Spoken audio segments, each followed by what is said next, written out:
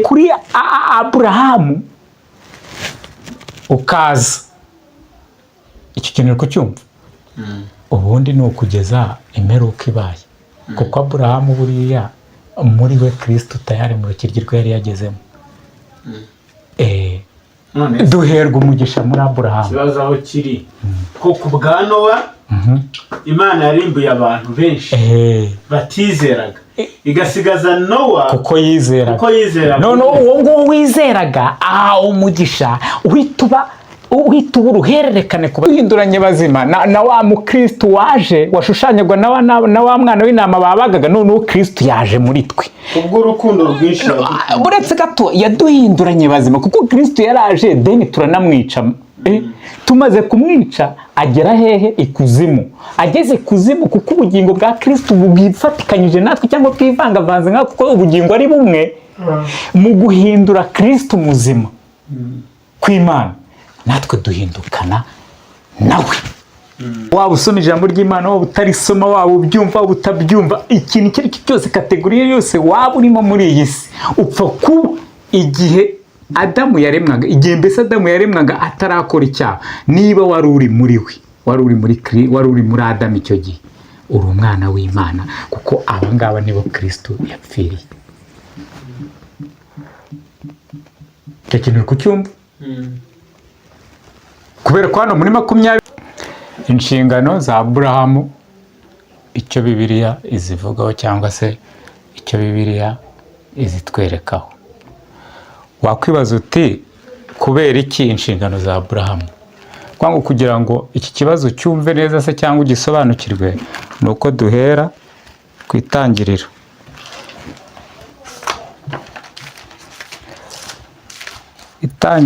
igice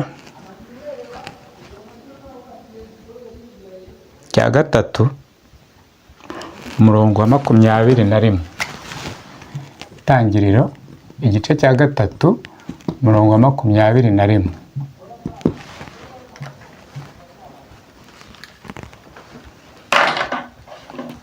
mbo sinziri wadusomera itangiriro igice cya 3 umurongo wa 21 ku murongo wa 21 aha aho ngaho haravuga ngo Uwiteka Imana iremera Adamu n'umugore we imyambaro y'impu irayibambika. Aha Uwiteka Imana iremera Imana yego iremera Adamu n'umugore we Kristo umugore we imyambaro y'impu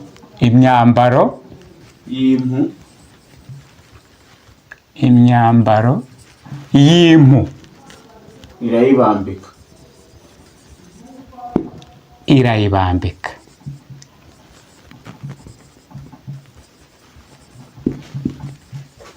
Aha subira inyuma gatoya usoma itangiriro igice cya 3 umurongo wa 6 itangiriro igice cya 3 ku murongo wa 6 uravuga ngo uwo mugore abonye yuko icyo giti gifite ibyo kurya byiza kandi ko ari ikigikundiro kandi ko ari cyo kwifuriza kumenyesha umuntu ubwenge asoroma ku mbuto zacyo arazirya asoroma ku mbuto zacyo arazirya. Komeza. ahaho n'umugabo we wari kumwe naho arazirya. Komeza. amaso yabo bombi arahweza bamenya yuko bambaye ubusa. Aka niko nashakaga bamenya yuko bambaye ubusa. Aha niho nashakaga.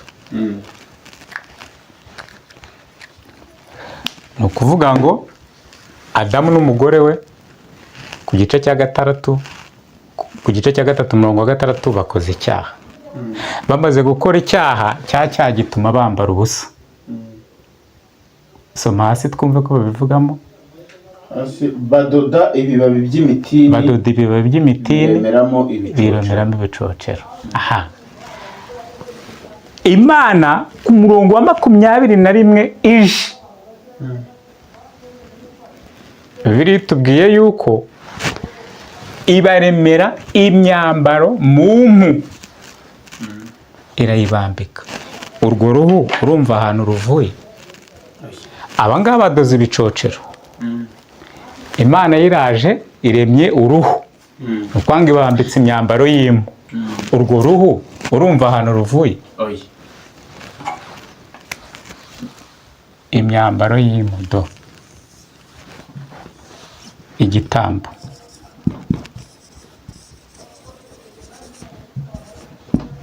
Entre parenthèse, umwana w'intama yari yamaze kubagwa.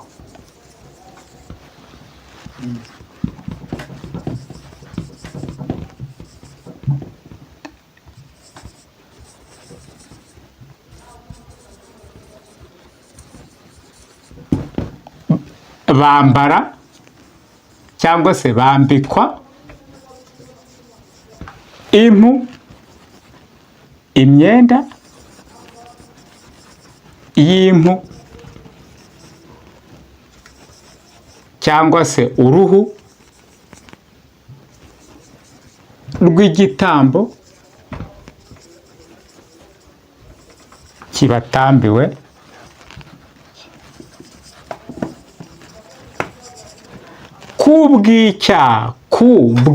kubw'icyaha bakoze. Aha turi kujyana kuvuga ngo uru ruhu cyangwa se izi mpu barembewemo imyambaro, hari inyamaswa yagize gute? Yatambwe. Inyamaswa Imana iremya Adamu, imaze kumurema imushyize muri Edeni. Urabizi mu itangiriro hose twarahasomye cyangwa se uranahazi. Imuhaye ibintu byose byazarya, imugira n'ibindi mugira inama ntuzabirye kuko umunsi wabiriyeho no gupfa uzapfa. Adamu yanga kwizera ibyo Imana imubwiye, ararangiza bya bindi Imana yamuburiyeho arabikora. Then yisanga yambaye ubusa, kuko mbere abantu ntibambaraga, hepfo bakomeza babivuga. Imana iraza avuga ati ntabwo umuntu akomeza kwambara ubusa cyangwa kwambara ibicocero, imutambira igitambo, impu zivuye muri cya gitambo, muri wa mwana w'intama, imuremeramo imyambaro. Ibi rero, ibi nibyo Adamu, urumva, yigishije cyangwa se yabwiye Gahini ndetse na Abeli. Sinzi niba turi kujyana. Nibyo yababwiye, kuko iki gitambo icyo kivuga, iki gitambo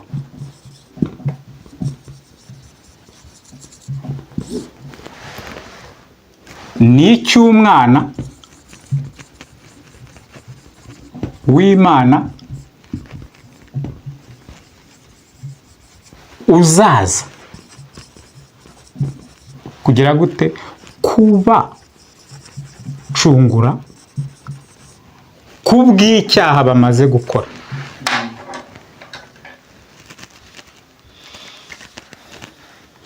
Aho turi kujyana ni ukuvuga ngo iyi ntama ipfuye cyangwa se ibazwe cyangwa se itambwe ipfuye mu kigwi cya Kristo Yesu, upfiriye icyaha cya Adamu na Eva bamaze gukora. Mu yandi magambo, iki cyaha cyagombaga kwica Adamu na Eva, ariko noneho Imana ibatambira umwana w'intama ushushanya umwana w'Imana Kristo Yesu uzaza kubapfira kubw'ibyaha byabo. Kuvuga ngo iyi ntama itambwe kubw'ikimenyetso kibereka cyangwa se kibahamiriza urukundo rw'Imana ibakunze cyangwa se yabakunze, ikabaha umwana wayo w'ikinege Yesu Kristo akazaza kubapfira, abapfiriye ku by'icyaha bari bamaze gukora. Ariko igihe Kristo Yesu ataraza ngo apfe azuke, icyo kimenyetso kizajya cyerekanwa cyangwa se gishushanywa no gutamba umwana w'intama, urumva, buri mwaka uhereye icyo gihe Imana ibatambiye igitambo, ibatambiye icyo gitambo. Uri kubyumva? Bikaba ngaruka mwaka. Ngaruka mwaka rero bivuze iki? Bihamya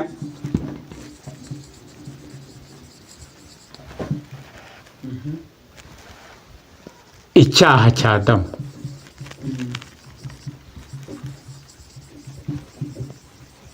Kuko niba Adamu agiye gutamba igitambo, tayari arimo arihamya cya cyaha. Icyo kintu uri kucyumva? Kabiri, bimwibutsa itariki, umunsi, isaha, n'umwaka, n'ukwezi yakoreyeho icyo cyaha. Kuko ni nabwo Adamu atangira kubara, cyangwa se ni nabwo umuntu atangira kubara, kugira ngo ya tariki ijya igaruka ibe mwaka, ijya ingaruka mwaka, atambira Uwiteka igitambo yihamya cya cyaha, yibuka igihe yagikoreye, ndetse icy'ingenzi anizera Kristo uzaza kugira gute? Gucungura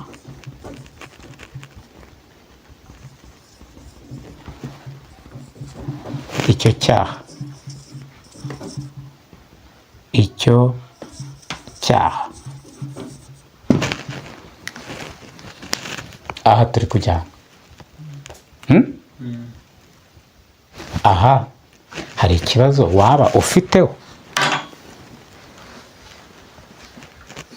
ku byo tumaze kubona. Ni ukuvuga ngo tubonye uburyo Imana yaremye Adamu, tubona uburyo yamushyize muri Edeni, tubona uburyo hari ibyo Adamu yari yemerewe kurya ku giti cyose, ibiti byose byo mu ngobyi yaremerwaga kubirya, usibye igiti cyari hagati mu ngobyi nicyo atari yemerewe kurya, ndetse akanagirwa inama y'uko umunsi yakiriye no gupfa azapfa, bikarangira Adamu akiriyeho. Ariko Imana kuko ari urukundo, tubonye yuko yaje ikamutambira igitambo, ndetse nyuma yo kumutambira igitambo ntituma nambara ubusa, ahubwo ikamwambika cya gitambo cy'umwana w'intama, impu zavuye muri icyo gitambo ikamukoreramo imyambaro. Nidukomeza gusoma Bibiliya tuzabona yuko iriya myambaro ubundi ishushanya umwuka wera, kuko umwana w'Imana cyangwa se umukristo cyangwa se watoranyijwe cyangwa se wahamagawe nta kindi kintu yambara cyangwa se nta kindi kintu ahabwa cy'umwambaro usibye umwuka wera uza ugaporoteja ubugingo bwiwe. Tuzagenda tubibona icyo ziriya mpu zigenda zishushanya, tuzabibona gake gake. Noneho rero Aburahamu hano atambye igitambo cyangwa se atambuye igitambo n'Imana, sibyo? Imana. Adamu, no sorry, ni Adamu. Imana iri kumwe nande na Adamu. Namwe nari mvuze Aburahamu ko twahere ku nshingano za Aburahamu, ariko kugira ngo uzumve turahera ku ntangiriro. Aha, nande na Eva. Ubu ni abantu batatu, sibyo se? Ubwo ni ukuvuga ngo Imana yaje yigisha Aburahamu uko azajya atamba igitambo kimwibutsa icyaha yakoze, kikanamwizereza 100% ko Kristo Yesu icyo cyaha yagipfiriye cyangwa se azaza kugipfira mu buryo buri bw'ahazaza, ariko mu buryo buri preza nk'Imana ubundi biba byarangije kuba. Sinzi niba uri kubyumva ibyo ngibyo. Aha ni parti ya mbere. Noneho parti ya kabiri undi mwaka nukurikiraho, sibyo? Ni ukuvuga ngo uyu ni umwaka wa mbere. Mu mwaka wa kabiri Adamu azaba ari we principal. Hano hari principal Imana imwigisha. Noneho Adamu yahise afata za nshingano z'Imana, we na Eva kuzibwira abandi abamukomokaho. Aha ngaha harimo Gahini na Abeli. Aka kantu kukumva, aka kantu gakurikira, ni ukuvuga ngo iby'Imana yigishije Adamu, Adamu agomba kubibwira abamukomokaho. Aha ngaha niho tugenda tukareba biri katwereka ko Gahini yanze kwizera. Gahini yanze kwizera ibyo ise Adamu amubwiye. Uwe ntiyatamba umwana w'intama, ahubwo atamba ibivuye mu mirimo ye.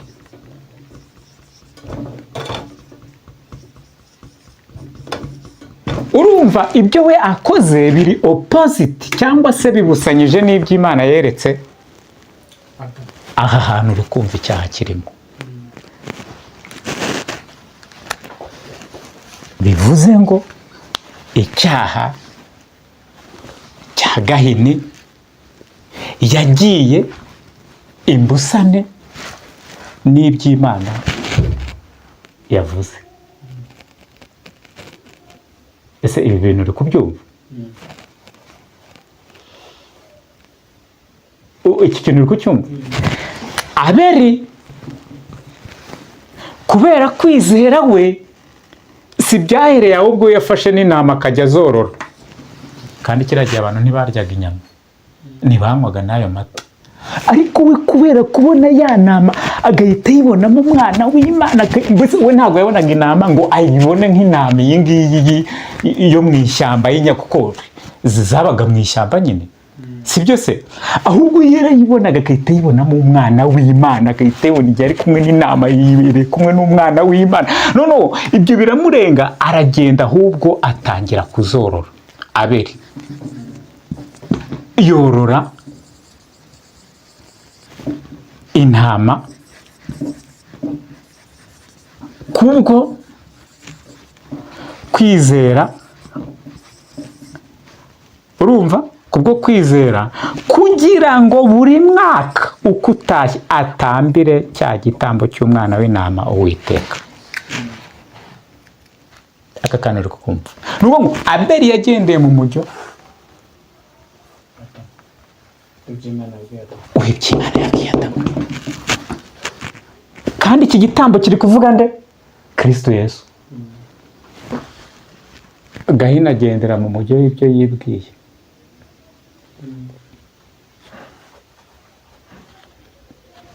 Bityo ibya Gahini ntibyishimirwa, ibya Abeli birishimirwa. Turekeraho.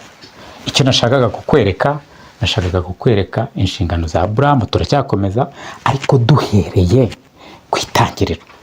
aha rero Bibiliya ikomeza itwereka kuntu uyu Gahini yahise yica Abeli, ariko nyuma ya Gahini nani nyuma ya Abeli yamaze gupfa, Imana igahita ishumbusha Uwiteka uwo bita Seti, sibyo? Uyu Seti nawe nukomeza gusoma uragenda usanga uburyo yagendere muri uyu mujyo Adamu yababwiraga cyangwa se Abeli yari arimo, ndetse icyo gihe Bibiliya ikanavuga ngo abantu benshi noneho batangira kugarukira Uwiteka. Bivuze ngo uko Seti yabivugaga, uko Seti yabyerekana, uko Seti yabaga ubwana w'Imana bagahita byereka abana be, abana be bakavuka bakabyara nabo bakabyereka abana, gutyo abantu baragenda baba benshi bizera cyangwa se batamba iki gitambo cy'umwana w'intama cya buri mwaka, bihamya cya cyaha cya se sekuru Adamu, banizera uzaza noneho akakibacunguramo. Cyangwa se nk'uwo bita Enoke, we nta nubwo yizeraga uzaza, we yizeraga ko yamaze kuza, kuko yerekwaga, cyangwa se kubera kwizera ko yamaze kuza yerekwaga n'ibyo mu isezerano rishya, kugeza n'aho Imana yamwishimiye iramwimura imujyana mu ijuru adapfuye nk'uko nguko twebwe dupfa se cyangwa se dusinzira bakatujyana mu butaka. We yagiye mu ijuru gutyo nk'uko ba Eliya bagiye, ibintu nk'ibyo tuzagenda tubibona. Aha rero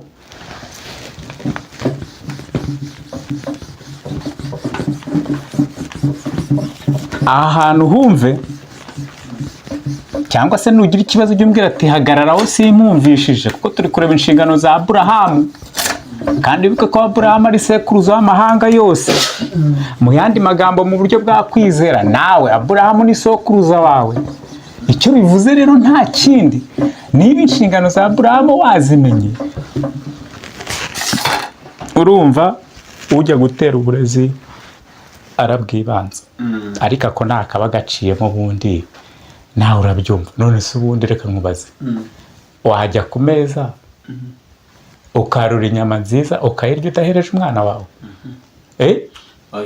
Gusa umwana wawe umukunda, kada waba umwishimira se? None se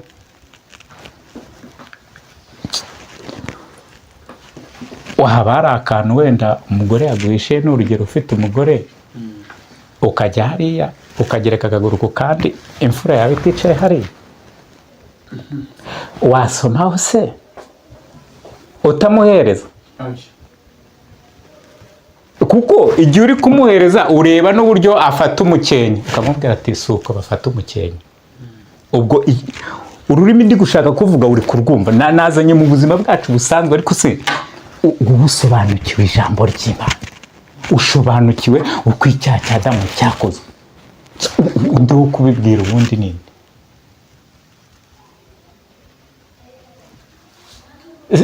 Turi kujyana, kuko urabibwira umwana wawe, umwana wabibwira undi, umwana wabibwira uzabwo, undi nabibwira, biba uruhererekane. Nacyo Imana yashakaga kuri Adamu, kuko abantu twese twari muri Adamu ubwo Imana iyamuremaga,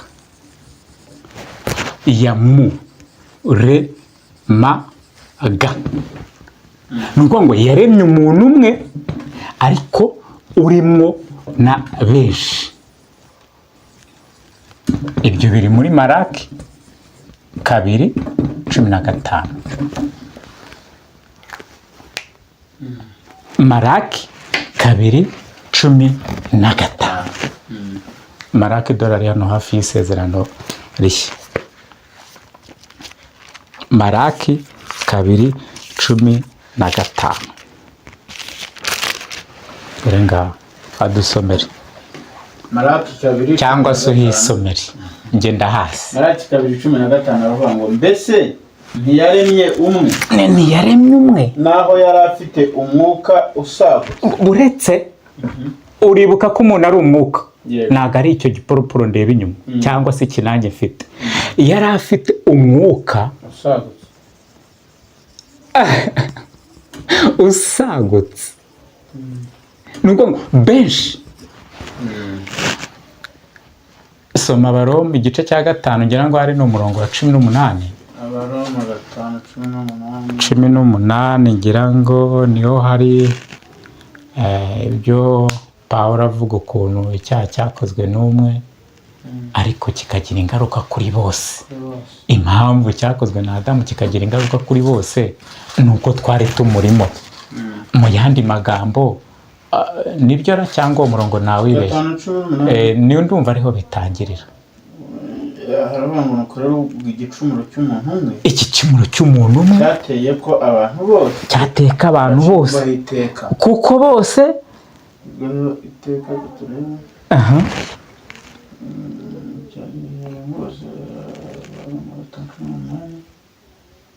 nukorera igicumuro cy'umuntu umwe cyateye ko abantu bose bashirwaho iteka. Ni nako icyo gukiranuka cyakozwe n'umuntu umwe cyahesheje abantu bose gutsindishirizwa. Ni ukuvuga ngo igicumuro bagahabwa ubugingo. Ni ukuvuga ngo cya gicumuro cy'umuntu umwe kuko none se reka mbanze nkubaza niba wari uri mu rukiryi rwa Adamu ubwo Imana yamuremaga sibyo? Ugutekereza kwa Adamu ko kurya ku giti no kukugambirira wagize mu ubwo bwenge yakoresheje ubwawe bwo ntibwari burimo. Aha none se uko kuboko gusingira ryatunda wagize ngo kura kuboko kwa Adamu mu buryo bw'urukiryi nyine cyangwa mu buryo bwo mu maraso ukwawe ntikwari kurimo. Kubaye kutari kurimo waba waravuye he rero? Twakamutse kuri Adamu twese. Aho rero niyo mpamvu Adamu yakoze icyaha twagifatikanyijeho 100% abari muri Adamu twese. Mu yandi magambo Adamu ni wowe ni jyewe. Ubwange bitubaho byose nabyo bitujyana ku rupfu. Ni ingaruka z'icyaha cya Adamu, ni ingaruka z'icyaha cyawe wowe wizere ibyo umaze gusoma. Ni nayo mpamvu nta muntu n'uyu muntu ugomba gutunga urutoki cyangwa se ugomba gucira urubanza kuko Adamu ni wowe. Kandi Adamu yakoze icyaha kugira ngo abantu dupfe, kugira ngo abantu turyane, kugira ngo abantu kugira ngo ibyo byose kugira ngo biri negative biri bizari nibyo bigenda bikahita bibyara kwa rupfu. Urupfu rero narwo rukaza mu ngero nyinshi, ibiza, sida, indwara byinshi nyine uko abantu tugenda tuva muri ubu buzima nawe urabizi. Ngo ni nako icyo gukiranuka cyakozwe n'umuntu umwe cyahesheje abantu. Dore ni ya ntama hapfa umubiri rega ariko ubugingo umwuka wo warangije kugira gute aho twari kuhageranya ariko ntacyo kanyuzemo urabimenye. Igipfa ni umubiri naho umwuka w'ubugingo warangije gucungurwa kera. Ndetse kugira ngo byumve soma Abefeso igice cya 2. Abefeso bari inyuma y'Abagalatiya. Uba warenze Abakorino ba 2. Abefeso igice cya 2 uhere ku murongo wenda wa 4. Umurongo wa 4 aravuga ngo ugeze nko ku wa 9 wenda cyangwa wa 8. Umurongo wa 4 aravuga ngo ariko Imana kuko ari umutunzi w'imbabazi. Ni umutunzi w'imbabazi ku bwa cyaha cya Adamu kimaze gukorwa. Ubwo twagiye kwa Adamu ku itangiriro yaduhinduranye bazima na Kristo. Yaduhinduranye bazima na wa mukristo waje washushanyagwa na wa mwana w'intama babagaga none Kristo yaje muri twe. Ubwo urukundo rwinshi buretse gato yaduhinduranye bazima kuko Kristo yaraje deni turanamwica. Tumaze kumwica agera hehe? Ikuzimu. Ageze kuzimu kuko ubugingo bwa Kristo bwifatikanyije natwe cyangwa bwivangavanze nka kuko ubugingo ari bumwe mu guhindura Kristo muzima kw'Imana natwe duhindukana nawe. kuko ubugingo ni bumwe. Tuzabibona twagiye yaduhinduranye bazima na Kristo kubw'urukundo rwinshi yadukunze, ubwo twari dupfuye tuzize ibicumuro byacu, tuzize cya cyaha cya Adamu ari wowe ngewe, ari wowe cyangwa se n'ibindi. Uri kubyumva? Ubuntu nibwo bwabakije, kuko Adamu nta hantu yigeze asaba Imana imbabazi, ahubwo Imana kubw'ubuntu bwayo yaridumbukije, niko nabivuga, ituruka mu ijuru iraza mu masaha ya munsi, iraza Adamu ati nagize gutya ndihisha. None se urumva, aho kugira ngo ahubwo agiye yihute gupfukama ati nakoze icyaha, ahubwo yagize ate, uko niko na n'ubu tukimeze. None se wakora icyaha ntiwihishe? None se wakorera umuntu icyaha wagize ngo iyo umubonye ntuba umuhe ubundi umunyacyaha ukimubona uhita umwibwira. Dore ni ibyo ngibyo bya Adamu. Ariko kubw'ubuntu n'ubuntu nta ruhare, ntacyo tuyihaye, ntituyisenze, ntituyisabye, ni kubw'ubuntu. Komeza. Egera hano nibwo ndi bwumve neza njye. Nuko ituzurana nawe. Nuko ngo twapfanye n'uwo twebwe twishe Kristo, ariko Kristo kuko ubugingo bwiwe bwose bwivangavanze n'ubwacu, kandi natwe tukaba turi mu kibi, izuye Kristo natwe bwa bugingo. Ntabwo ari iyi mibiri, ahantu humve neza, ntabwo ari iyi mibiri, ni bwa bugingo, wa mwuka w'ubugingo uzuranwa na Kristo, twicaranya nawe mu ijuru mu buryo bw'umwuka. Ubundi ahantu niho ngewe mpita mvuga se ubundi si cyo kuvuga ni iki kirenze icyo nyine. Nuko ngo imyuka yacu izuranwe na Kristo, ijyananwa nawe mu ijuru mu buryo iminyago, kuko Kristo yinyaze Satani, twicaranya nawe imyuka. Suzi ko si Imana nyine ibera hose icyarimwe. No, aho ngaho hari igihe ngenda hageraga nkavuga none se ubu se ndi mu ijuru, ariko kamere yo ihita ibara uyu mubiri. Oya, ntabwo ari umubiri, ni wa mwuka ucigatiwe muri Kristo Yesu. Nuko ngo nta hantu Satani akiwufite ngo awucigatire gutya. Oya, umwuka w'ubugingo barangije kuzurwa ndetse wajya. Noneho igisigaye rero ni wa mubiri, kuko abantu bose ntabwo barororoka, urumva, ngo bashireyo. Ab'Imana yateganyije ko bororoka, ntabwo barororoka ngo bashireyo. Niyo mpamvu igihe rero abantu bose bataroroka ngo bashireyo, imperuka itiba, bityo izuka ribe, isi yashya ize gutyo. Niyo mpamvu abantu bariho, ababayeho n'abazabaho kugera igihe kororoka bizarangira, bagomba guca mu ngaruka za cya cyaha cya Adamu. Bagomba kubira ibyuya, bagomba kubabara k'umubiri, bagomba kubona no kumenyeshwa nyine icyaha cyaha cya Adamu, kandi binyuze muri bo. Ariko kubw'urukundo rw'Imana nyine tukagenda dusobanurirwa n'ibyanditswe byera ko Kristo nubwo umubiri upfa, ariko ubugingo bwacu buri muri Kristo Yesu, ndetse ahantu ho mu ijuru. Uko umaze kubyisoma, ibyo ngibyo tubivuga, turacyari kureba inshingano za Aburahamu. Kari akanyuzo, sinzi niba ngo hari ikibazo ufite ngo mbaze. Sinzi niba n'ibyo turi kuvuga uko twahereye ku itangiro kugira ngo tuze kugera ku nshingano za Aburahamu nyirizina uri kubyumva, sibyo? Ubu rero uhereye none aha ngaha utazongera kugira ikintu umbwira. Umenye yuko wari uri muri Adamu, ubwo Adamu yakoraga icyaha, umenye yuko ndetse niba ubyizera Adamu ni wowe, umenye yuko niba hari umuntu uguhemukiye cyangwa wakwambuye muri kariya kazi kawe ukora, ujye umenya yuko ahubwo ari wowe nyirabayazana wo kumutera kukwambura. Ni urugero, kuko ntabwo Imana yigeze irema umuntu ari uwo kuza gukora ibintu oya, twari abo kurya no kunezerwa muri Kristo Yesu nk'uko n'ubundi bizaba mu gihe cy'umuzuko. Ariko kubera ingaruka z'icyaha niyo mpamvu tubira ibyuya, ducanganyirwa, twamburana, tugira gute. Ariko umuntu wamenye izi nyigisho ntabwo utunga urutoki umuntu.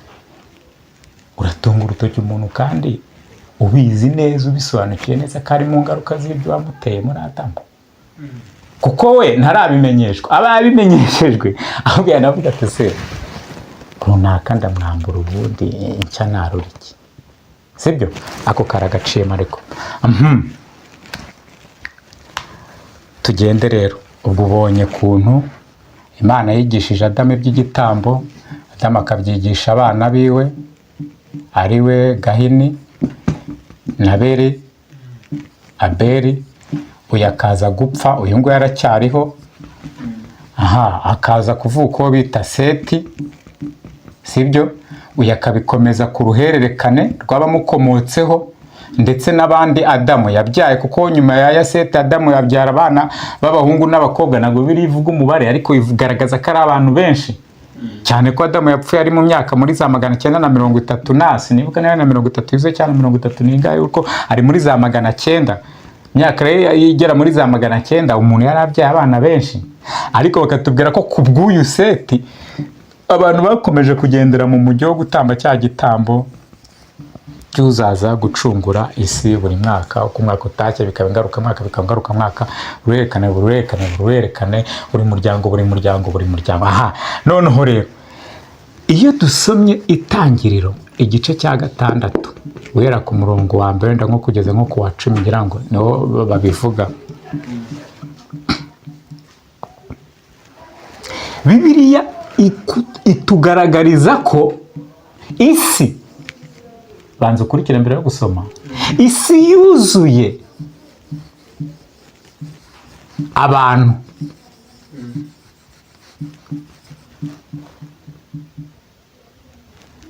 Aka kantu uri kukumva? Uwumve, yuzura abantu. Mu isi hariho umuntu umwe ari we Nowa. Ugira gute? Wizera ibyuzaza gucungura isi. Ni ukuvuga ngo uyu Nowa niwe wari usigaye atamba cya gitambo cya buri mwaka wenyine. Abandi bantu bose bo mu isi barayobotse,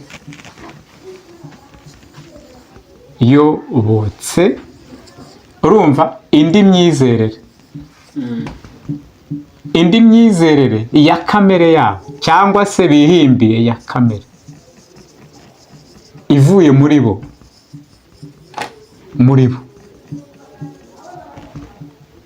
Ako kantu uri kubikumva? Ntabwo ari iby'Imana, nivuye muri bo. Entre parenthèses ahangaha hazamo ibigirwamana n'indi myemerere nyine, ariko stili iganisha ku bigirwamana, guterekera, kuraguza, kubandwa, etc.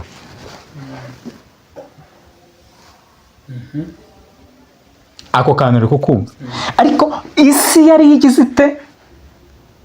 Yari yuzuye abantu.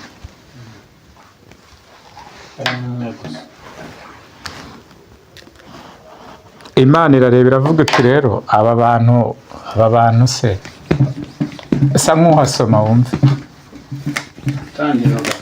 Igice cya 6 tere ku murongo wa mbere turasomaho nk'imirongo ya nk'ingahe twikomereza. Abantu batangiye kugwira mu isi, babyara abakobwa. Abana b'Imana bareba abakobwa b'abantu ari beza, barongoramo abo batoranyije bose. Uwiteka aravuga ati, umwuka wanjye ntuzahora uruhanya n'abantu iteka ryose, kuko ari abantu b'umubiri. Nuko rero iminsi yabo izaba imyaka 120. muri iyo minsi abantu barebare banini bari mu isi bari mu isi no mu gihe cyo hanyuma abana b'Imana bamaze kurongora abakobwa b'abantu babyarana nabo abana ari bo za ntwari za kera zari ibirangirire.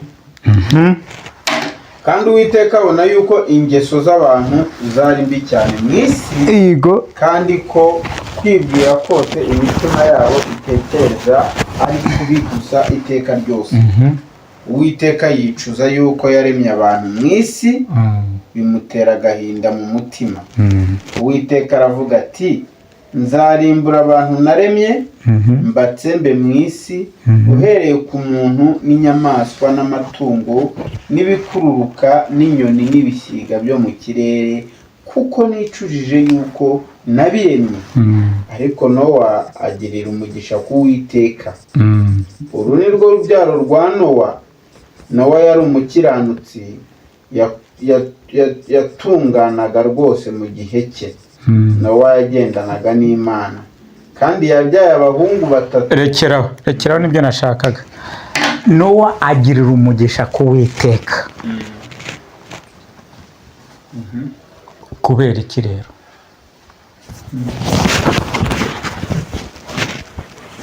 Nidusoma mu Balewi mu gice cya 11 turahita tubona kuntu Nowa yizeye Imana nyine, akizera n'ibitari byabaga.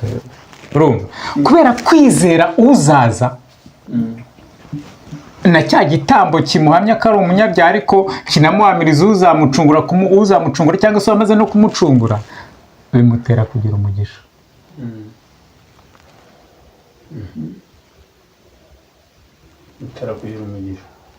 Bityo mu barimbuka ntago Nowa arimo.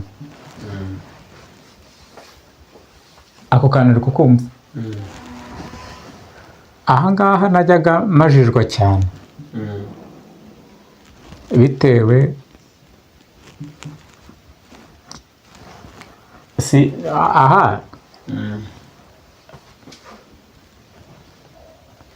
bitewe n'ibitabo bimwe na bimwe najyaga nsoma bivuga ukundi kuntu abana b'Imana bari. Ariko soma uyu murongo, Yohana wa mbere ari hafi y'ibyahishuwe inyuma y'Abaheburayo.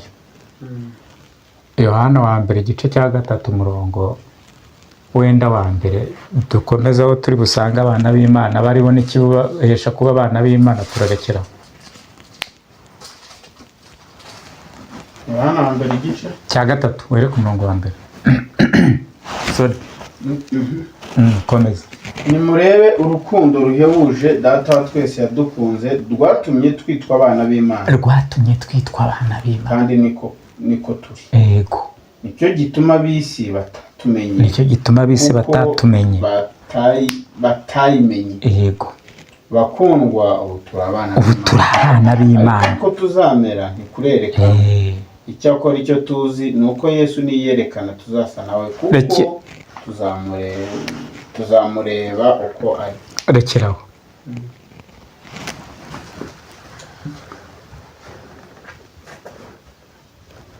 Soma Yohana ubutumwa 5:21. Agaruka mu isezerano rishya ritangirira, ubwo urumva abanza Matayo, Mariko, Luka, 5:21.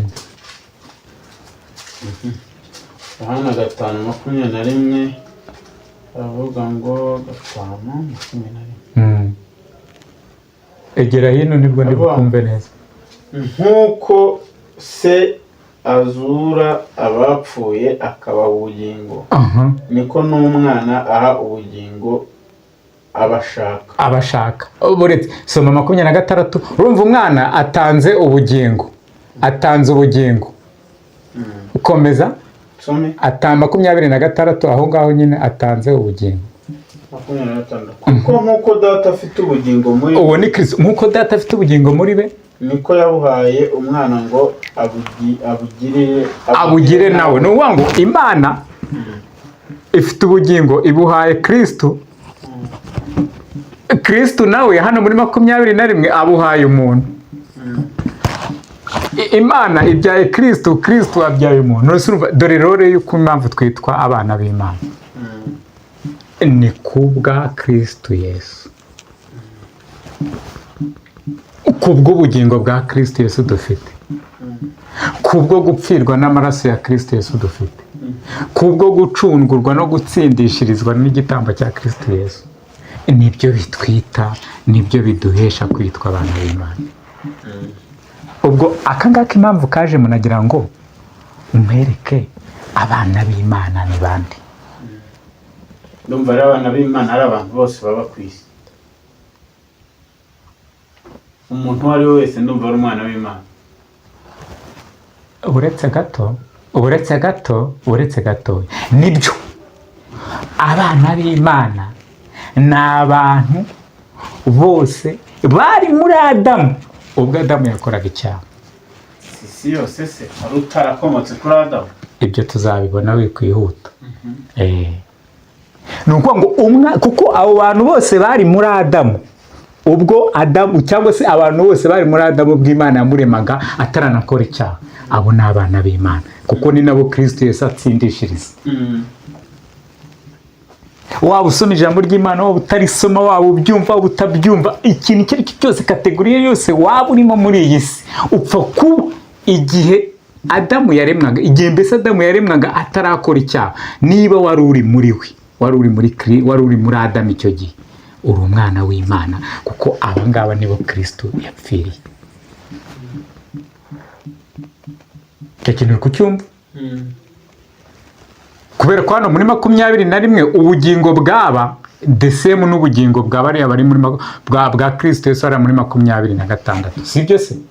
Kuko Imana yahaye ubugingo Kristo ahita bukubita umuntu, sibyo se? Iyo usomye Itangiriro igice cya 7 umurongo, igice cya 2 umurongo wa 7, asome wumva. Itangiriro igice cya 2 umurongo wa 7. Itangiriro igice cya 2 umurongo wa 7. Cya 2 umurongo wa 4 bavuga ngo Uwiteka Imana irema umuntu mu mukungugu wo hasi, imuhumekera mu mazuru umwuka w'ubugingo. Nicyo nashakaga do kandi ubuzima ni ubundi buzima ni praise, ni ikintu kitarangira. Wakumvishije? Ubundi nubwo umuntu yakoze icyaha ariko yari afite ubugingo buzima yari yarahawe, ni nayo mpamvu bwacungu. N'ubundi icyaha cyagize ingaruka ku mubiri gusa, ariko ubugingo nyine ni buzima. Uri kubyumva? Ikintu uri kucyumva? Okay. So ahangaha impamvu mbanje kugusobanurira abana b'Imana bari bo nuko nanjye ntarabisobanukirwa. Ntarasoma igitabo nyine Bible ngo umwuka nsobanurire. Ahantu najyaga mvuga ngo abana b'Imana, ubitewe n'ibindi bitabo nagendaga nsoma, abana b'Imana ni abamarayika bambaye imibiri y'abantu. Ahubwo aba bana b'Imana dusubire inyuma kuri Seti amaze kubyara n'abandi bantu ba Adamu bakomotse kuri Adamu, nabo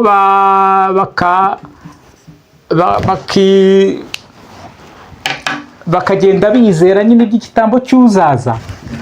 Abangaba babaga bizera uzaza, nibo bari abana b'Imana. Mu yandi magambo, abana b'Imana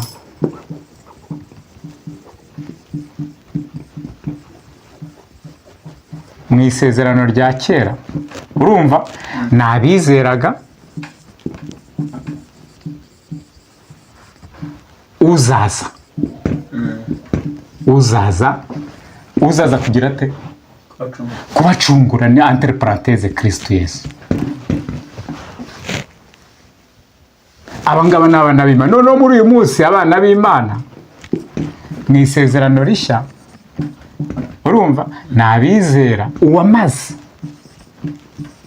uwamaze kugira gute? Kubacungura. Ubwo abatamwizera rero ntabwo ari abana b'Imana. Bawitonze. Ubajije ikibazo cyiza cyane. Ibi bintu ni impano.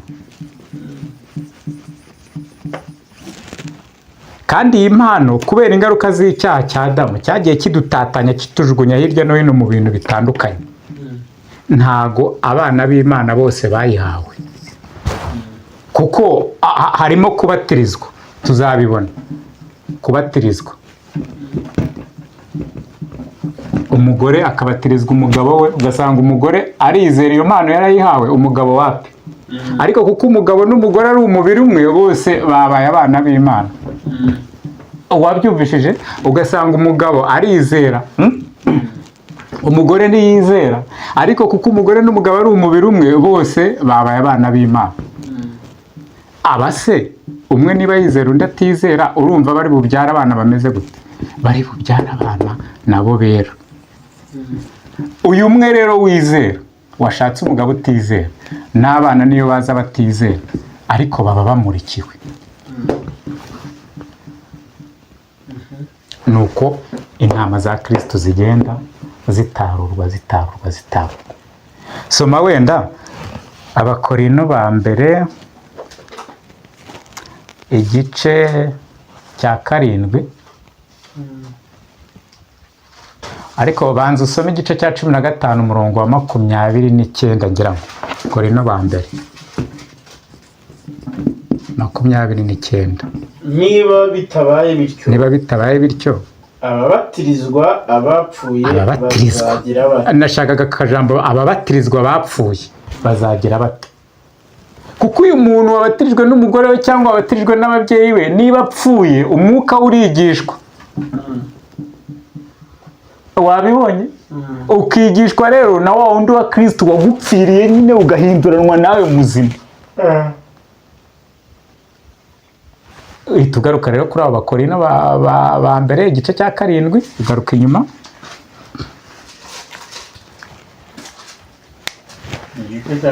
Umurongo wa 12 ugeze ku wa 16. Ariko abandi bo ninjye ubibabwira, si umwami wacu.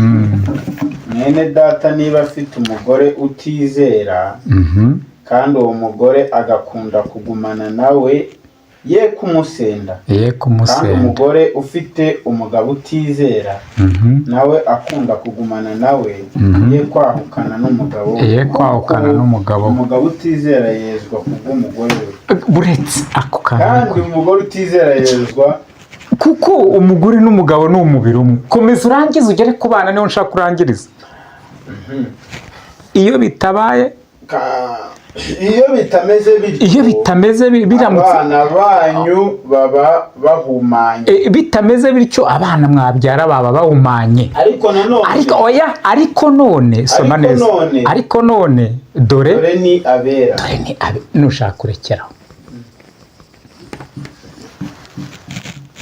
Washubijwe.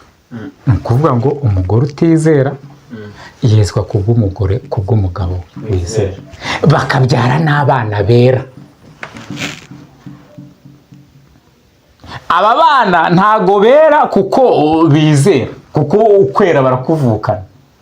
Nta nubwo bera kuko basomye igitabo, nta nubwo wera kuko hari uwababwirije. Kwizera kuba kuvugwamo hano ni kwizera ko sinkumva neza, ku buryo bavuga ko umugabo wizera wenda umugore utizera jya mu Baheburayo igice cya 11. Abaheburayo ni ukugaruka inyuma. Abaheburayo igice cya 11. Ariko tuno tuntu ndi kwandikaho, ko ndi kubyiyandikira nabi, hari ubwo ukenera kubyandikaho, uri no kubyumva. Abaheburayo igice cya 11 umurongo wa mbere.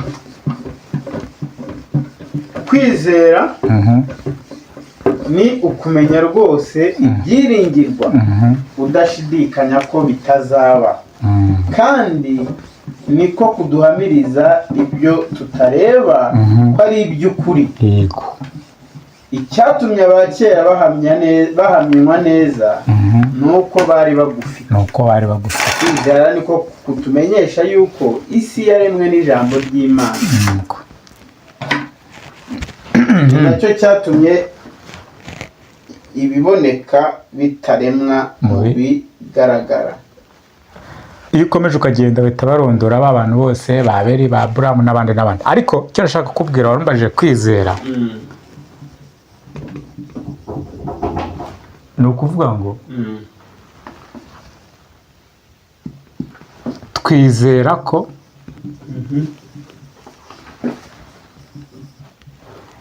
Kristo Yesu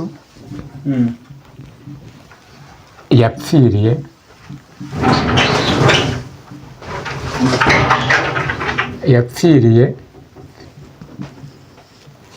ibyaha byacu.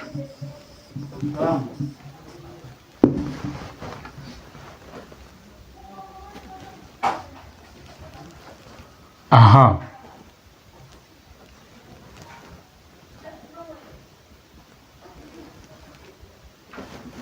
ibyaha byacu. Aha, imigani, ibyaha byacu byose mu migani igice cya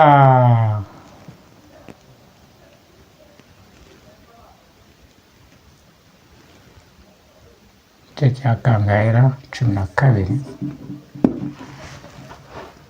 umurongo kongahe. Aha, okay, turaza gusoma mu migani. Hano ibi byaha byacu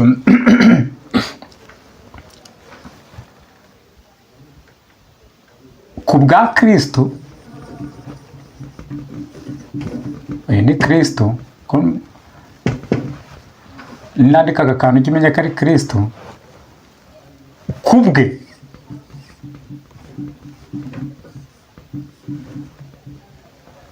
ibyaha byacu byose biri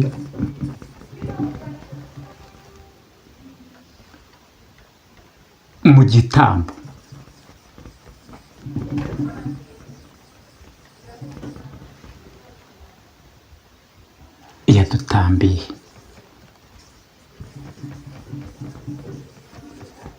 Yadutambiye, we ubwe.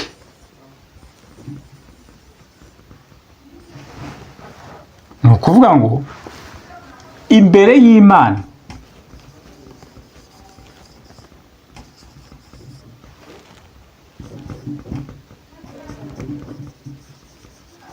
turi abakiranutsi kubwa kwizera duhabwa, kuko kwizera ari impano duhabwa nande, duhabwa na Kristo.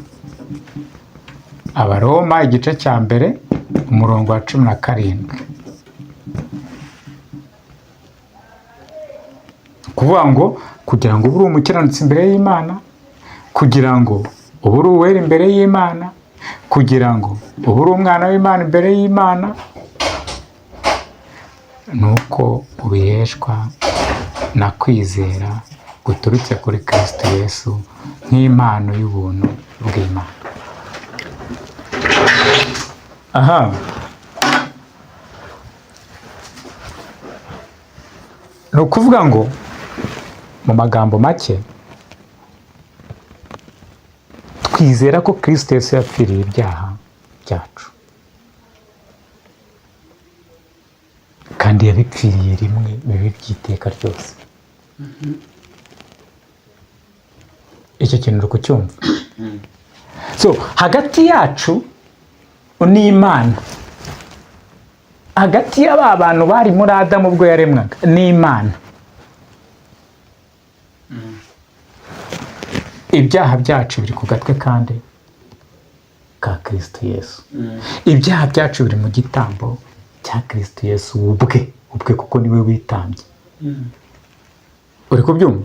So uwizera rero ibyo, cyangwa se uwahawe iyo mpano yo kwizera ibyo, uri kubyumva, aba ari umukiranutsi imbere y'Imana. Soma Abaroma. Nuvuga ubwo kwizera ni impano. Ni impano. Hari abatarayihawe. Hari abatarayihawe. Mbese nimba njyewe wenda mfite ntizera, hari icyo nakora ngo ngire iyo mpano? Oya.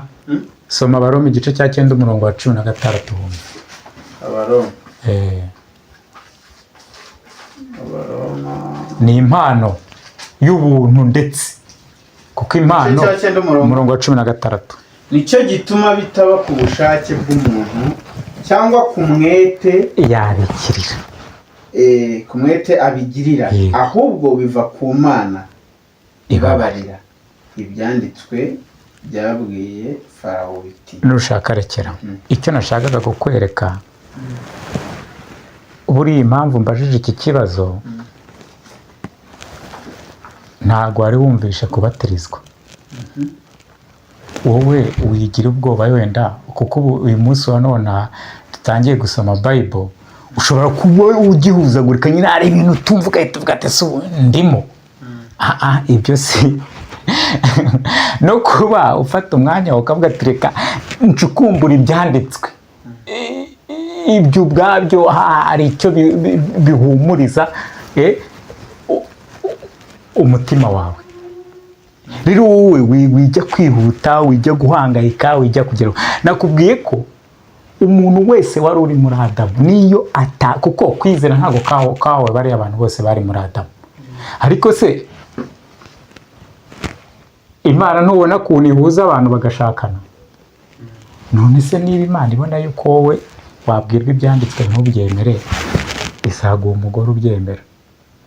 Niba ibona yuko wabyirwa ibyanditswe ntubyemere, uzavukira mu mugabo cyangwa mu mugore ubyemera? Wabyemeraga.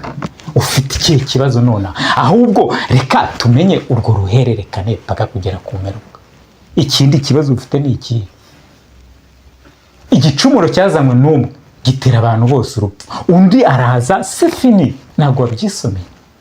Ufite ikihe kibazo? None se niba uri muri Adamu, uwo yaraje aragucagura gukuramo? Ahubwo iyo mbaza uti abazarimbuka ni bande, iyo n'indi sije tuzajyayo kuko nabo barahari. Sibyo se? Bo twikomereze. Noneho rero ubwo kwizera umenye abantu bizera icyo bizera icyo ari cyo. Umenye ko twizera yuko Kristo Yesu yapfiriye ibyaha byacu. Ubwo ni mu isezerano rishya. Mu isezerano rya kera rero bizeraga Yesu Kristo uzaza gupfira ibyaha byabo. Sibyo se? Hari ikindi? Uwo muntu rero aba ari iki? Aba ari umwana w'Imana.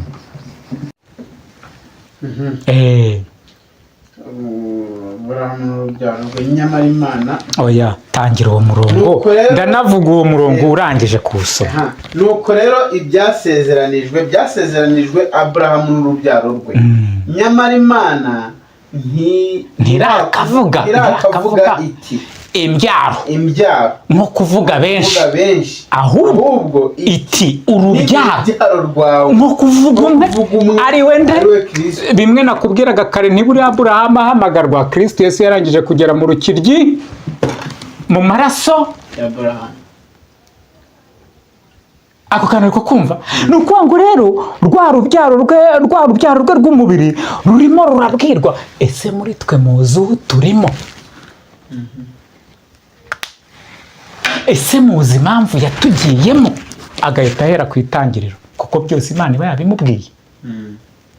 Kuko niba nasengaga ibigirwamana ukaba umpamagaye uramera A-Z, unsobanurire. Rero nibyo bahiryana muri 3:16 Bagalatiya. Ariko se ibi bintu urimo urabyumva? Ndabyumva. Nuretse kutabaza ibibazo. Aka kantu ariko uri kukumva? Bazakurikira igihe bazabaza. Oya, aka kantu uri kukumva? Ni ukuvuga ngo Aburahamu agiye kubwira abana biwe ibiki? Dore ni Kristo Yesu ntago ari ukuza, yarangije kuza, ari muri twe.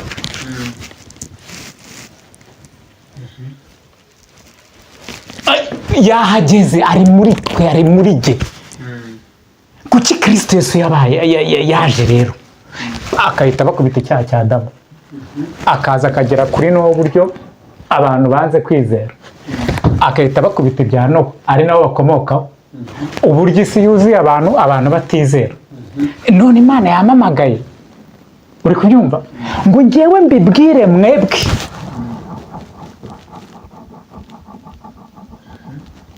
Ako kantu uri kukumva? Ariko na ya mahanga nyine uzajya ajya guhakwa kwa Aburahamu azajya afata ubuvungukiro, usange nawe bimugiriyeho umugisha. Tuzabibona. Niyo mpamvu yavuze ategeka abana be nabo si ukujya kwigisha ayo mahanga. Kandi noneho amahanga yose azaherwa umugisha bivuze ngo niba rero amahanga yose aherwa umugisha muri Aburahamu, ukaba wizera ko uri umwuzukuru wa Aburahamu, kuki udafata inshingano za Aburahamu? Ubwo ni we ndi kubwira. Ariko nyine uri kumenya ibi kugira ngo nawe izo nshingano zifate. Kuko n'uyo waba unazifite ntabwo wajya ngo wikine, kuko ni impano. Erega Kristo Yesu arihamye ubwe na se wamubyaye akamuhamya. Soma Yohana 8:18. Ntabwo wajya ari Yohana ubutumwa, ntabwo wajya ari ngo wikine ngo ngiye ngo urahamya Yesu se.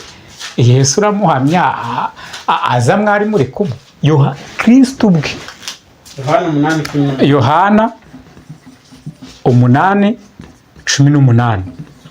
Yesu ajya ku musozi wa Elayono. Yesu ajya ku musozi wa Elayono. Azinduka mu museke. Ubwo usomye hehe? Yohana 8:8. Umurongo n'impere kwa mbere. Oya, soma umurongo wa 18. 18. Haravuga ngo ndihamya ubwanjye. Uwo ninde uri kubivuga? Ni Yesu. Ndihamya ubwanjye na data wantumye nawe arampamya. Rero ni ukuvuga ngo umuvandimwe wanjye, ejo utazabwira umwana wawe ikintu akanga kucyumva ukajya kumucira urubanza.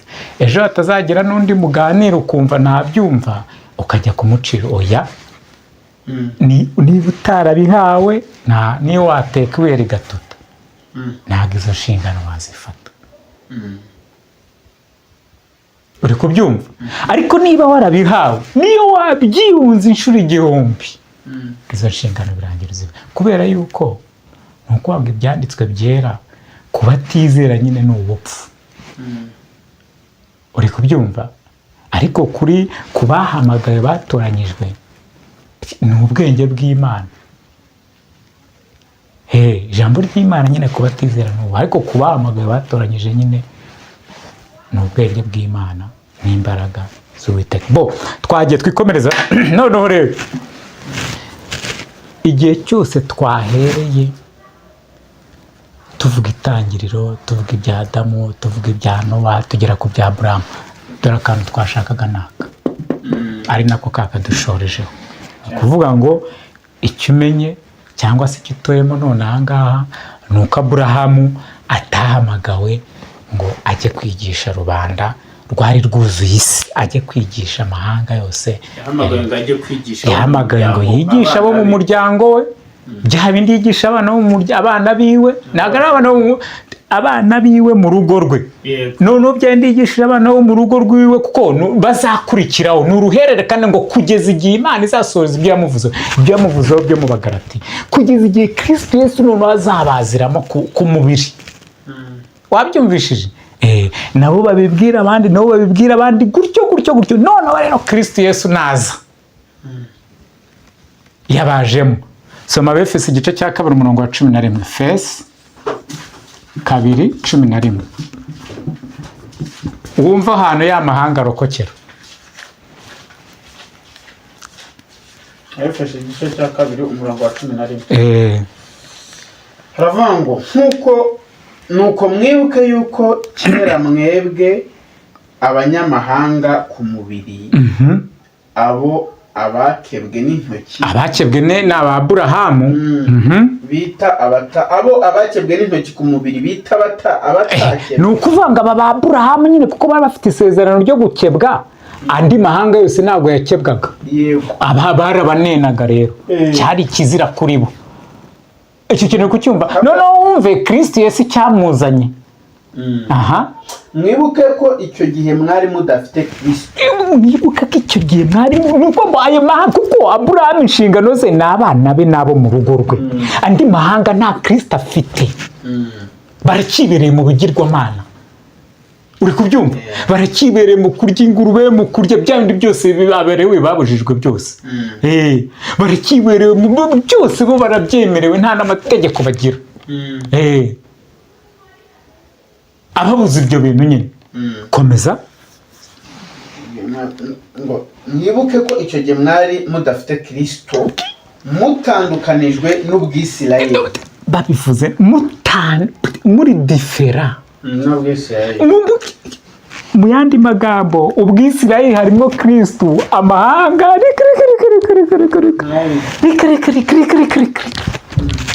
ni mu gicuku. Komeza. Muri abashyitsi ku masezerano y'ibyasezeranijwe. Ubwo nimvuga andi mahanga, ubwo ni isi yose ukuyemo igihugu cya Isirayeli. Igihugu cya Isirayeli cyari gifite Kristo, ariko indi si yose icyo gihe wapi? Kuko Isirayeli yegara Aburahamu nyine gakondo, Yakobo. Ngo muri abashyitsi ku masezerano y'ibyasezeranijwe. Muri abashyitsi ku masezerano y'ibyasezeranijwe. Ari nta byiringiro mufite by'ibizaba. None se bari kubimenyeshwa nandi ibyo byiringiro? Mwari mu isi mudafite Imana rurema. Mwari mu isi. Barabwirwa amahanga. Arabwirwa amahanga niyo Pawulo arimo avuga. Komeza urangiza abantu ntabwo ubundi nta, ariko se ko komeza urangiza. Aha. Ariko none kuko muri Kristo Yesu. Aha. Mwebwe abari kure kera mwigijwe hafi n'amaraso ya Kristo. Mwigijwe hafi nuko ngo b'abanyamahanga batagiraga Kristo Yesu, b'abanyamahanga batabwirwaga ibya Kristo, b'abanyamahanga batari bazi Imana. Kristo yapfuye, azutse, nabazukana ubugingo bwabo. Niyo mpamvu nabo bahise bajya mu mujyo wo kubibwirwa. Yego. Barabibwirwa. Komeza. Uwo niwe mahoro yacu, kuko yahinduye twebwe ababiri ku bumwe, akuyeho ubwanzi, ari bwo rusika rwari hagati yacu, rutugabanya,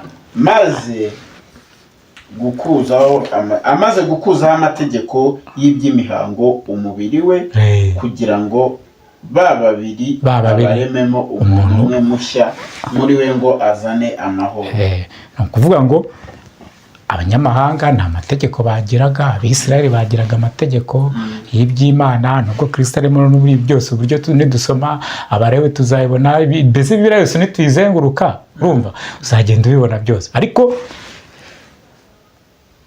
abo banyamahanga nubwo batagiraga Imana, ntibivuze yuko hari harimo n'ubundi abagenewe ijuru.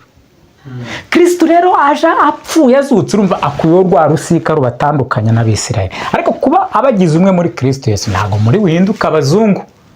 Abisirayeli ni abazungu, tujye tubimenya. Ntabwo uri buhinduka umuzungu uvuga ngo ngiye ngo nkomoka kuri Aburahamu, oya, cyangwa uvuga ngo ngiye ngo ndi, oya.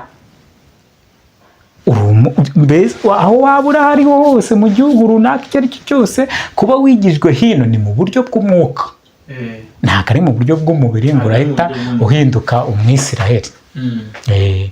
Ushobora gushaka Umwisirayeli mukabyarana, umwana wawe cyangwa abamukomokaho nawe akazashakaho, bikarangira abagukomotseho babaye Abisirayeli ku mubiri, ariko sekuruza ntabwo ariko bimeze, sibyo? Ejo utazajya wiyita ngo uri umwana wa Aburahamu, ubwo nahita nkubaza ngo niba uri Umwisirayeli, papa wawe yari Umulewi, yari Yuda, yari Umubenjamini, yari indi, sibyo? Ahubwo ni sekuruza w'amahanga wose kubwo kwizera Kristo Yesu. Mbese ni muri kuko Kristo Yesu yaciye muri Aburahamu mu buryo bw'umubiri. Aburahamu ni Kristo Yesu, kuko Kristo Yesu yigaragarije muri Aburahamu. So noneho Kristo Yesu ko ari utanga ubugingo, urumva niyo mpamvu inyigisho ziraturuka kuri Aburahamu zize zitugereho. Ni nayo mpamvu n'abari abigishwa biwe nta munyamahanga watoranyijwemo, ni Abisirayeli nyine, sibyo se? Ni Abisirayeli. Ako kantu uri kukumva. Aha, rero wenda ndumva ikijyanye n'inshingano za Aburahamu urumva, ariko wenda tukiri aho ngaho kuri Aburahamu urumva, ni uko Abisirayeli bakimara gutoranywa urumva, bakamenyeshwa Kristo waje muri bo, nabo bagiye bimera nka bamwe bo ku bwa ba Nowa cyangwa ku bwa ba Adamu, kugeza igihe Kristo yaziye muri bo nta n'umwizera, bikarangira banamwishe kubera kutamumenya. Kuko iyo baza kuba bamwizera bari kumumenya, ariko nawe nyine urumva ari abo Bisirayeli ntago baseka Adamu, ntibaseka n'abakomoka kuri Nowa, kuko nabo ni the same nyine, sibyo se? Birangira na Kristo Yesu bamwisha, ariko Kristo Yesu nyine arapfa arazuka, amaze kuzuka inshingano arongera zisigira intumwa ziwe. Intumwa ziwe rero zimwe zari zo kubimenyesha, kuko zaranikubye zanga kujya kubimenyesha amahanga uwo murongo umaze gusoma, ariko Kristo aza guhamagara uwo bitaga Pawulo. Pawulo rero navuga ngo iki se? Pawulo nyine yaje ari ikimenywa bose, we nta hantu namwe yatinyaga, nta hantu namwe yatinyaga urumva. Pawulo amahanga arayashakashaka, ariko ko kwigisha kwa Pawulo cyangwa se kwigisha kw'itorero cyangwa se kwigisha kw'intumwa nako kwari kuri wo ari uguhamya Kristo Yesu wavukiye muri bo, agapfa akazuka akajya mu ijuru ku mugaragaro, bose bamureba, bahamiriza abantu uti wa wundi wapfuye, wa wundi twagendanaga, wa wundi twirirwanaga, umwe wari umeze gutya, umwe wasaga gutya, niwe Kristo Yesu umwana w'Imana. Ibyo ngibyo ari nako byandikwa, cyangwa se ari ku isezerano rishya ryandikwa. Isezerano rishya rero rimaze kwandikwa, ubwo urumva igishyitse cyagize gute? Cyabonetse, cyangwa se Bibiliya, ijambo ry'Imana rishyitse ryo, kuko ibyo yacishije muri Pawulo byanditswe, ibyo yacishijwe muri Yeremiya biranditswe, ibyo yacishijwe muri Yakobo biranditswe, ibyo yacishijwe muri Yuda biranditswe, ariko ntabwo ari Yuda Iskariyoti, ibyo yacishije mu bandi bahanuzi byose byanditswe. Urumva buri gaparti kose kagiye gaca mu muntu runaka, karaje karateranye gahindutse ikintu kimwe. Ako kantu uri kukumva? Kamaze guhinduka ikintu kimwe, itorero riba rirasenyutse.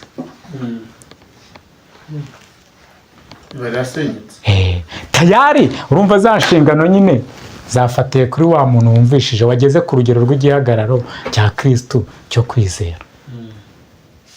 Yahise afata za nshingano za Aburahamu. Icyo kintu uri kucyumva? Ndumva ku kijyanye n'inshingano za Aburahamu, niba wizera ibya Kristo Yesu cyangwa se Kristo Yesu niba umwizera, ndumva nta kibazo wambazaho. Birumvikana. Ubwo twakomereza ku kindi, sibyo? Noneho rero utu tuntu twose tumaze kuvuga kwari ukugira ngo tumenye abana b'Imana barongoye cyangwa se babyaranye n'abana b'abantu, sibyo? Wabisomye mu Itangira igice cya 6. Ngo abana b'Imana bo tumaze kubona ni ba bantu bizera, ni ba bantu batambaga igitambo uhereye mu gihe cya ba Seti, cyangwa n'abandi bakomokaga kuri Aburahamu nyuma y'uko Abeli apfa. Uwumvishije? Abo bantu rero bizeraga uzaza bakanatamba n'igitambo cya rimwe mu mwaka, buri mwaka. Abo nibo bagiye bivanga n'abatizera. Yego. Ako kantu uri kumva? Bivanga n'abatizera babyarana nabo. Urumva bari bubyare iki? Bari bubyara be. Oya, bawitonze. Rero siribuka yuko hano mu isi ahangaha harimo n'abakomoka kuri Gahini. Barimo. None se nyine icyo kintu kubyumva? None uko bagenda babyarana n'abo bana, ikibi kigenda kiba cyinshi. Isi iragenda yuzura abantu batizera, badatamba cya gitambo. Urumva? Badatamba cya gitambo usibye Nowa wenyine. niwe wenyine wasigaye. Niwe wenyine wasigaye. Ariko nyirabayazana ariko hakunda abantu bagiye bororoka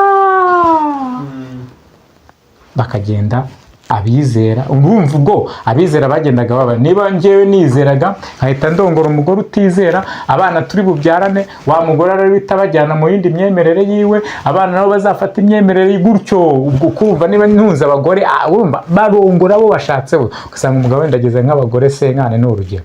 None se ubwo abo bagore senkane bose uzabatambira igitambo? Abana se muri bubyare muzicara ku meza muganire? Wenda nko muri uyu munsi wa none muzagendana mu modokari imwe se? Uzamujyana ku ishuri se? Wenda niba uyu munsi wa none wamujyana ku ishuri, muzajya muri kwizine se muteke mwese? Muzaba muri gufura se cyangwa mwoza inzu cyangwa mugira gute mukora amazu? Abo bagore bose muzabikora, bizakunda. Urumva rero hari abazabikora, hari abo uzabikorera, uzatonesha bamwe. Abantu n'ubu abandi rero basigaye nuko isi yagiye yuzura abantu batizera usibye Nowa. Noneho Imana ihita ifata icyemezo cyo kugira gute, cyo kurimbura abo bantu batizera, isigaza Nowa n'abana be 3 n'abagore babo 3 n'umugore wa Nowa, ubwo bari abantu 8. Nibo basigaye ku isi gusa nyuma y'umwuzure. Tuturuka kuri bene Nowa. Itangira igice cya 8 umurongo wa 20, Nowa umwuzure urangiye. Urumva rero ko twe twizera ko twaturutse kwa Nowa. Bawitaze ufite ikihe kibazo? Kubera iki uyu munsi wa none utaryamye? Kubera iki ufata amasaha n'amasaha usoma Bibiliya? Ko mashaka kumenya. None se nyine sibyo uri kumenya? None se niba utanizera papa wawe akaba yarizeraga cyangwa akaba yizera, ufite ikihe kibazo? Cyangwa umugore wawe? Gusa abana bo ntago bahunikira ababyeyi nibo bahunikira abana. Ntago umwana yakwizera ngo wumve ngo uzezwa ko uzabaterezwa n'umwana we. Ikibazo ufite ni ariko utwo tubazo ufite nanjye naratukira hambwa ariko sobwe icyo kintu kucyumva. Ariko nituza gusoma mu ntuza muri Matayo 13 uraza guhita usobanukirwa byose. Turarangije. Nowa rero nawe agira gute? Bya bintu byo gutamba igitambo cya buri mwaka no kwihamya icyaha cya Adamu no kubamenyesha Kristo Yesu uzara kubacungura, abyigisha abana bangaha mu itangira igice cya 20 umurongo wa 20, igice cya 8 umurongo wa 20. Sinzi niba wahasoma. Tangiriro igice cya 8 umurongo wa 20. Ako nuko uzajya nandika. Navuga ngo Nowa yubakira Uwiteka igicaniro. Atoranya mu matungo yose no mu nyamaswa zose zitazira no mu nyoni n'ibisiga bitazira, atambira kuri icyo gicaniro ibitambo byoswa. Uwiteka ahumurirwa. Nushaka rekera.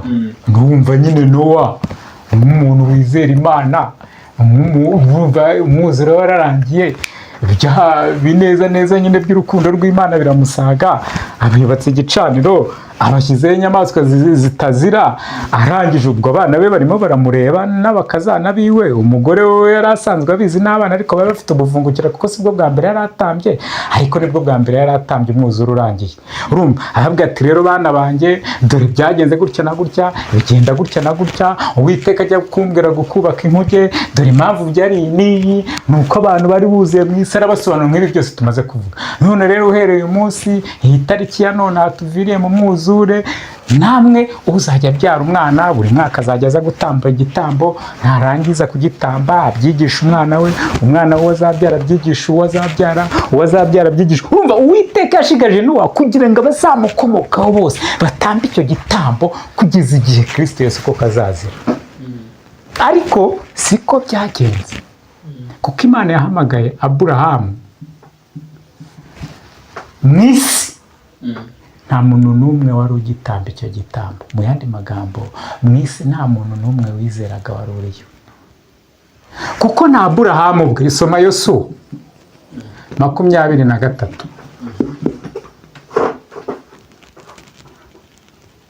Yosuwa ni mu rya kera. Sabwo ari 23, 24. Yosuwa Zana makwereka. Ni Yosuwa wari uri kujya kure. Yosuwa ari hano hafi yo gutegeka kwa kabiri, inyuma ya Mose. Yosuwa 20, aha ni 24. Noneho hera ku murongo wa mbere ugeze ku murongo wa kabiri.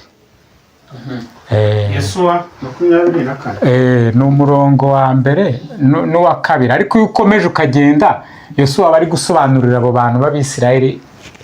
Yosuwa ateranyiriza imiryango y'Abisirayeli yose i Shekemu. Ahamagaza abatware b'Abisirayeli n'abakuru babo n'abacamanza babo n'abatware b'ingabo beza kwiyerekana imbere y'Imana. Baza gisoma neza. Kuko buriya niba ari akadomo urahagarara, niba ari akabazo urabaza, niba ari agatangaro uratangara. Iyo bitagenze gutyo iryo jambo burigoretse. Baza kwiyerekana imbere y'Imana. Maze Yosuwa abwira abantu bose ati, Uwiteka Imana ya Isirayeli ivuze iti. N'ubwo ibyo Yosuwa agiye kuvuga si ibye, ni iby'Imana ivuze, ariko ivugira muri Yosuwa nyine. Kera basogokuruza babaga hakurya ya rwa ruzi. Yego. Ndetse Tera se wa Aburahamu. Tera se wa Aburahamu. Aha. Se wa Nahori. Aha. Bakoreraga izindi mana. Bakoreraga izindi mana. Reraga izindi. Nayashyize mu nyuguti nkuru ushaka kandi atari Imana. Izindi mana. Tera ni se Aburahamu. None se urumva Aburahamu wavukiye mu bantu basenga ibigirwamana, urumva batarabisengaga? Kuko ntabwo ari gusuzugure se. Namubwira ati mwana wanjye dore nabaje ikigirwamana ajya kukigurisha ku isoko aragenda. Ako kantu uri kukumva? Imana irangije ihamagara uyu nguyu wavukiye mu miryango basenga ibigirwamana, ndetse nawe wakuze abisenga, kuko nta hantu Bibiliya itubwira ko atabisenze. Niba itwereka yuko yavukiyemo tayari yarabisengaga, yanariye n'imandwa zabyo. None se Tera niba yarabitambiraga urumva atarahaga abana? Sibyo se? Ariko se uri kubyumva? None se ko nta n'ikibazo njye nicyo kintu ubundi reka ko iyo ahantu tumva wowe uvuge ngo hagarara. Okay. Noneho ku bwano twabonye ko isi yuzuye abantu, harimo Nowa wenyine wizera. Noneho ku bwa Aburahamu isi yuzuye abantu, nta muntu n'umwe urimo. Nibwo Imana ihita ihamagara Aburahamu. Nguyu Aburahamu kwa kumva ijwi ry'Imana, kuko yarangije guhabwa impano ya kwizera, aravuga ati iri jwi ntabwo risanzwe. Iri jwi ntabwo rimeze nka bya bindi iwacu banyigisha. Iri jwi ntabwo ari iry'umuntu. Iri jwi ni irindi bitatu. Atega amatwi. Imana imubwira ibyo imubwira. Aburahamu ati nabihindura iki se nyine? Kuko nidukomeza gusoma tuzasanga ko nuko gukora atari kwa Aburahamu, kuko kwizera niko kwatumye Aburahamu. Ntabwo ari Aburahamu watumye bigenda gutya, kuko nidukomeza kwizera uzasanga ko ari Kristo Yesu. Sibyo? Aburahamu arangije yumvira Imana. Soma Itangiriro, dore niho haho. Dore ibyo twahereye byose tuvuga, twashakaga kugera kuri aka kantu. 18. ku murongo nanone wa 18 wumve Imana ihamagara Aburahamu ibyo yamubwiye, kuko Aburahamu uretse aha hantu reka tuhitondere, suzi ko nari ndimo nandika uko niboneye, reka ahantu tuhandike hose, utaza kunkubitira mu rusaku kandi imfubyi yumvira mu rusaku ugatuma usoma nabi ukagoreka ibyanditswe, bityo bigatuma utari bubyumve neza kurushaho. Ni ukuvuga ngo twagiye gusoma umurongo wa 18 wa 19 ngo twagiye uko Aburahamu atazabura guhinduka ubwoko bukomeye bw'ubunyamaboko. Aburahamu atazabura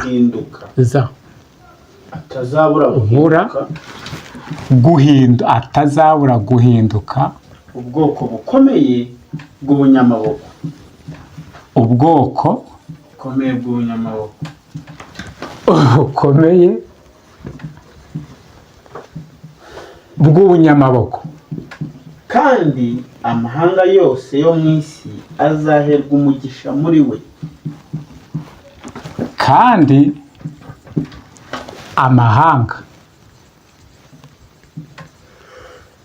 yose yo mu isi azaherwa umugisha muri we. Azaherwa umugisha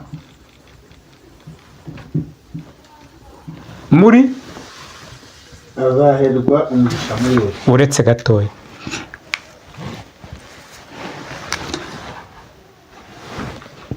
kuva ku itangiriro Imana irema Adamu, yarangiza ikamuha umugisha mu byare mwororoke, bakagira gute, bikarangira isi hasigayemo umuntu umwe ariwe Nowa.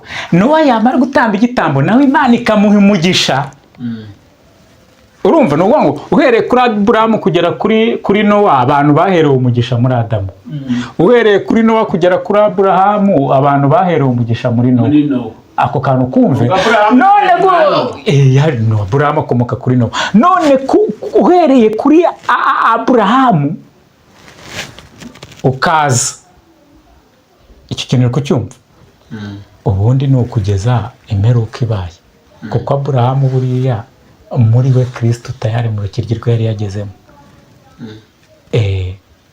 Duherwa umugisha muri Aburahamu. Ikibazo aho kiri ko ku bwa Nowa Imana yarimbuye abantu benshi batizeraga, igasigaza Nowa kuko yizeraga. None uwo nguwo wizeraga umugisha uhita uba uruhererekane ku bazamukomokaho, kuko hano wabibonye amahanga yose, kandi amahanga yose akomoka kuri Nowa nyuma y'umwuzure. Ubwo urumva ko nyuma ya Nowa hajemo abandi bantu basenga ibigirwamana barimo batera nyine kwa kundi nk'uko byagenze mu itangira, abantu bakagira nyine isi ye yuzuye. Erega uko bagenda, none se reka nkubwire ubu munsi wa none uko soma Bibiliya 24:28 ntabwo ari ku mwana wanjye azayisoma.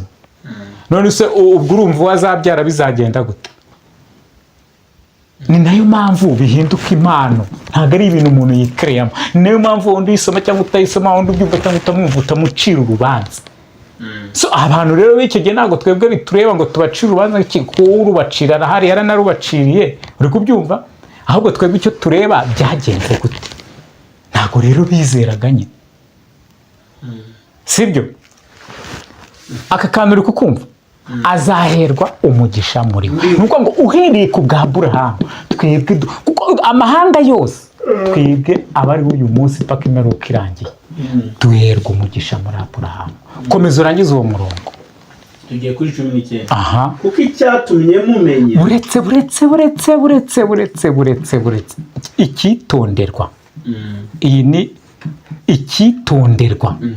Icyatumye mumenya. Ubundi aha niho icyatumye mumenya buretse mumenya cyangwa se mutoranya cyangwa se mwimika nka sekuruza w'abizera. Ndongeye nanditse nabi sha. Uri kumva icyatumye mumenya, urumva, cyangwa se mutoranya, urumva, cyangwa se mwimika n'urugero, ni ukugira ngo iri jambo ryumvikane fresh. Urumva? Komeza kuko icyatumye kugira ngo ategeke abana be n'abo mu rugo rwe bazakurikiraho ari kugira ngo ategeke abandi abana be. Urumva twise tugaruka kuri Adamu nk'uko yategekaga ba Abeli, twise tugera kuri Nowa nk'uko yategekaga ba Shemu. Noneho nawe ni ugutegeka abana be. Komeza. n'abo mu rugo rwe n'abo mu rugo rwe n'abo bazakurikiraho rugo rwe. Ubwo abo mu rugo rwe urabwumva, mu rugo rwiwe haba harimo bene wabo bahaje, inshuti cyangwa se abakozi n'ibyo, ariko still ni abantu bo mu rugo bazakurikiraho. Bazakurikiraho. Urumva mu nzira y'Uwiteka bazakurikiraho. Ubwo urumva ni uruhererekane. Arabitegeka abana be n'abana be babitegeka abo bazabyara, uruhererekane.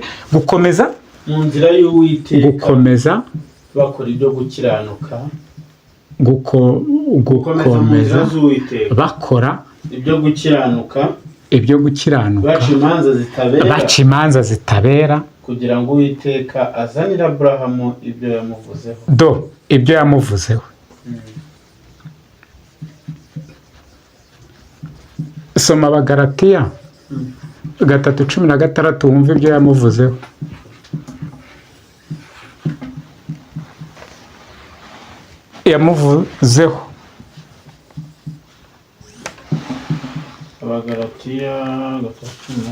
Abagalatiya bari inyuma y'Abakorino ba kabiri.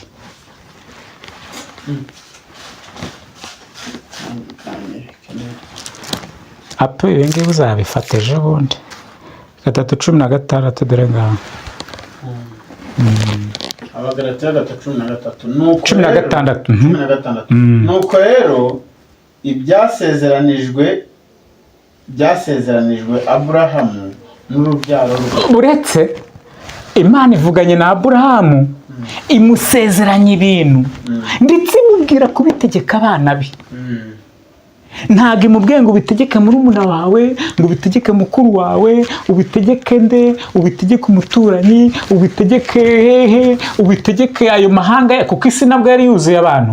Ubitegeke ayo mahanga, oya, ni ukubitegeka abana bawe. Noneho abana bawe n'abazakurikiraho. Numva ko muri icyo gihe Aburahamu yari ariho, hari n'abandi bari bariho bafite, kandi isi yari yuzuye abantu.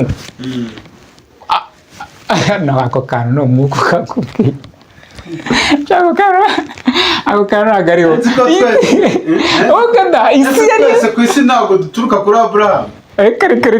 Kare. Twese ku isi duturuka kuri Nowa. None isi yuzuye abantu. Mu bantu buzuye mu isi, Imana iraje itoranyemo umwe witwa Aburahamu. Imubwiye ibintu kandi iramubwira ati uzabibwira abana bawe, abana bawe babibwira ababo, abana bawe babibwira ababo, paka bazakurikiraho, kugira ngo Aburahamu, kugira ngo izamusoreze